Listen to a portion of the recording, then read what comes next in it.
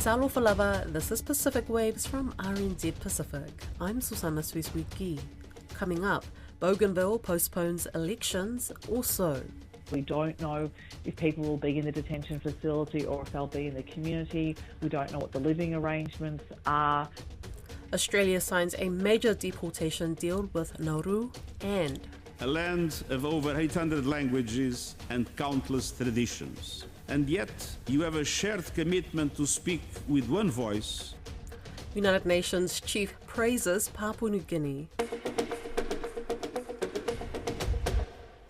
A new deal paving the way for the potential resettlement of hundreds of non-citizens from Australia to Nauru is being criticised by refugee advocates. The deal comes as the Australian government tries to pass new laws, making it easier to deport people. Nauru is reportedly getting 400 million Australian dollars under it. A group of 300 non-citizens known as the NZYQ cohort will likely be the first to go. I spoke to Jana Favero, Deputy Chief Executive of Australia's Asylum Seeker Resource Centre, about the deal. We're deeply concerned not only with what is happening, the fact that we'll be deporting people, we could mass deport people from Australia to Nauru, but also the amount of money that's being spent and the absolute secrecy that surrounds this. And when you talk about mass deportations to Nauru, how many people are we talking exactly? How many people will be deported to Nauru on a yearly basis? Look, it's another excellent question. And again, there is lack of transparency and oversight.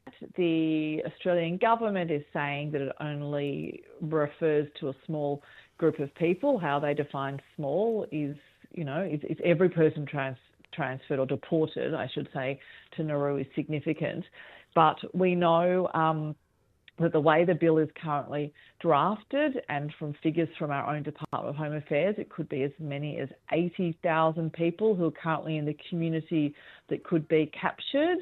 We understand that the government is looking, and there have been, again, we've only had this through unsubstantiated media reports, that in the first instance it would be about 280 people. But obviously, looking at transferring or deporting anyone from Australia simply because they were born overseas or not a citizen is deeply, deeply concerning and sets a grave precedent. Right. So what I'm hearing is that there's no clear definition by the Australian government who or what exactly is a non-citizen. Is that right? That's correct. They're using language such as non-citizen removal pathway. And when we explored this with the Department of Home Affairs last year for a similar bill, they gave figures at that time that it would be about 80,000 people. But that is vastly different to what the Australian government is saying. And for us, whether it's 280 or it's 80,000, we are deeply concerned that we're looking to deport anyone. I mean, if it sounds like what's happening in the US with ICE going into people's homes and deporting them, it is similar, because the only reason people are being deported is because they weren't born here or aren't citizens. And that's deeply, deeply concerning. Okay, just coming to this idea of the NZYQ cohort, in a report by ABC, some have said that many of them have been convicted of criminal charges. What's your response to that? The characterisation of the NZYQ cohort has been really incorrect, and it's something we are deeply concerned about. The way that they have been dehumanised and demonised is also really misleading. A lot of the commentary has been misleading. So first and foremost, what we would say is some of them have no offending history at all. And for those where there have been offences, they have served their time. In fact, some of them have served up to 5 times as much as they would for a prison sentence because they've been in prison or they've been in detention. So this isn't actually about criminality. It's about dividing our community and deporting people simply because they weren't born here or they're not citizens. There are thousands of people who are born in Australia every year who commit offences, but we're not talking about them. We're only talking about a small percentage of the population. We have many of them who are our clients, some who have had low-level offences, some who have no offences. So again, it's not about the offending, it's about deporting people from our community who weren't born here. Okay, Jana, just coming back to Nauru, what do you know of the asylum centre? What are the conditions like? Yeah, so we are in direct contact with people who have been transferred to Nauru. As you would understand, and I'm sure your listeners understand as you've covered this previously, we do have a policy of anyone who arrives on our shores seeking asylum to transfer them to Nauru. So we do know what conditions are like there for people who have been transferred. Previously, people are reporting that when they're in detention, they are not having their human rights upheld, they're not finding out any information. We know that then when they're in the community, that they're often unwelcomed. Have to remember that Nauru is the size of Melbourne Airport and it has 11,000 people, a tight-knit community.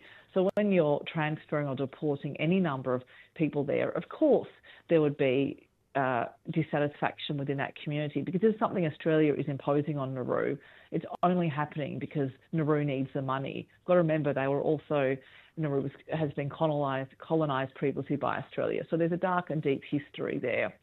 So we don't know enough of the detail. We don't know if people will be in the detention facility or if they'll be in the community. We don't know what the living arrangements are because it's all been done in this shroud of secrecy. So we have heard from people who are on Nauru who are telling us about the conditions there, the lack of medical facilities. I mean, you've also got to think in this group, some of them are people with LGBTIQA+ claims, whereas being queer is illegal on Nauru. So there are a whole range of issues with deporting people to Nauru and the conditions there. Australia Home Affairs Minister Tony Burke says in a statement, those without a valid visa should leave the country and that Australia is supporting Nauru's economy. An exiled Fijian human rights lawyer believes the Supreme Court's ruling over amending the 2013 Constitution is illegal. The court has declared that only a two-thirds majority in Parliament and a simple majority of voters in a referendum are required to effect change. Armand Ravindra Singh says the decision sets a bad precedent and paves the way for a constitutional crisis. Margot Staunton asked Mr. Ravindra Singh to explain. Is it legal? As far as I'm concerned, we have now entered a period where there is going to be a long-running constitutional crisis. Are you effectively challenging the opinion in the sense that you believe the Supreme Court didn't have the mandate to make this decision and that the government can pretty much still do as it pleases? As I pointed out, the bad precedent is effectively that. Because had the government made proper attempts and tried on a few occasions and had failed, and if they had gone to the court seeking specific remedy, it would have made sense. Not a very poor attempt and nothing after that. Now, firstly, if we look at the government's conduct in terms of trying to amend the Constitution, there's been a lot of talk about amending, but there has been no national dialogue. There has been no constitutional agenda provided to the people. There has been no specifics provided to the people, nothing at all. In fact, the amendment bill was only provided to the general public probably 24 hours before it was rushed in. In my view, even that particular amendment bill was illegal. And now this has given the government the green light to do exactly as it wishes. The Prime Minister has already said that the government is going to hold a landmark referendum.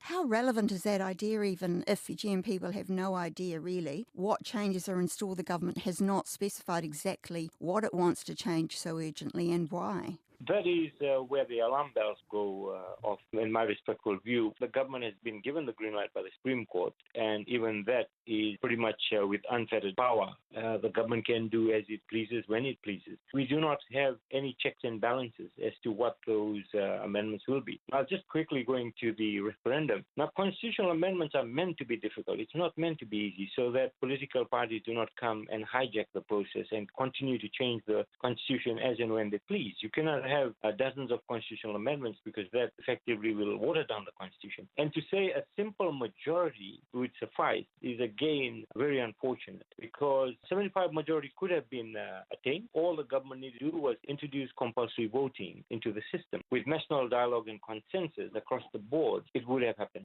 The Constitution of our country impacts upon us, the people, the citizens, and we have been blindsided. There is no legislative agenda. There is no constitutional agenda made public. The Prime Minister keeps on harping on about amendments have been prepared and they're ready to put it before Parliament. Where is the national consensus? consensus? Where is the national dialogue? Where exactly are we headed? And which political party is hijacking what part of the constitution? We have no idea. And we have now entered a very dangerous period, and this could turn out even more nasty. Floodgates have been opened, and I do not agree with what has happened with the Supreme Court providing the specifics as to how the constitution can be amended so easily. Are you suggesting that this could lead to political instability, for instance, another coup?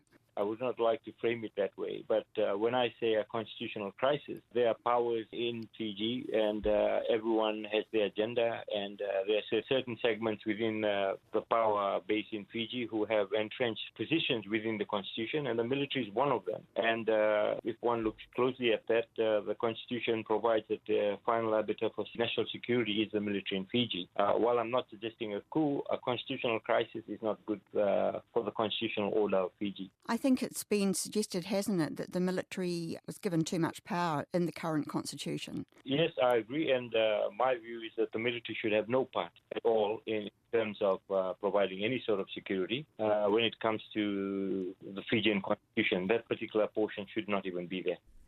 Meanwhile, the Cabinet has set up a special subcommittee led by the Prime Minister to examine the court's findings and recommend the next steps.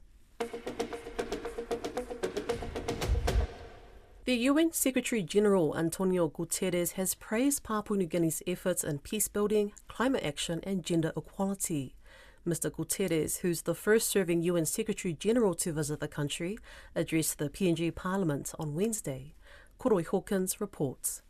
Antonio Guterres congratulated the nation's leaders as they prepared to celebrate their 50th anniversary of independence this month, highlighting PNG's vibrant democracy, cultural diversity and commitment to peace and justice. I am especially proud to be here as you mark 50 years of independence and to do so with you, the proud representatives of the people of Papua New Guinea. Mr Guterres also commended PNG's leadership in multilateralism and its role in regional peace processes. Papua New Guinea is a country of tremendous diversity, a land of over 800 languages and countless traditions.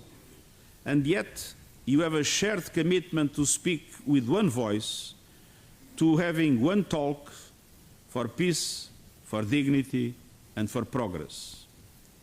You are the champions of multilateralism and international solutions, and that spirit is urgently needed in our world today.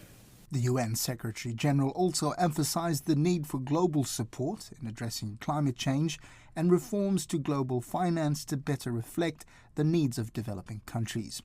In his response, Papua New Guinea Prime Minister James Marape first thanked Mr Guterres for choosing to visit Papua New Guinea as it marks its 50th anniversary of independence. Sir, you are most welcome to our land and to this people's house. Your visit affirms the enduring partnership between Papua New Guinea and the United Nations family.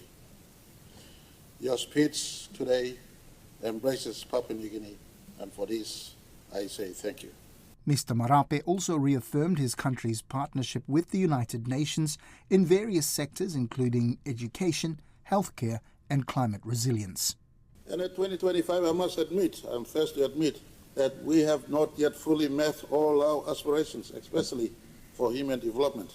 But one thing is certain, we know the distance that we have traveled and where we must travel into in as far as finding education, health, employment, and safety and dignity for our women and girls, and development of all our country, leaving no place behind.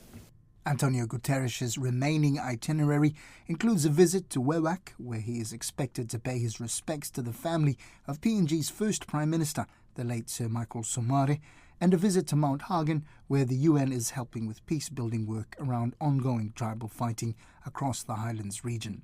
The UN Secretary-General is scheduled to depart PNG on Friday. That's Pacific Waves for today. For all episodes, head over to rnz.co.nz/Pacific. We're also on Spotify, Apple and iHeartRadio. From myself and the RNZ Pacific team, tō whā soifua.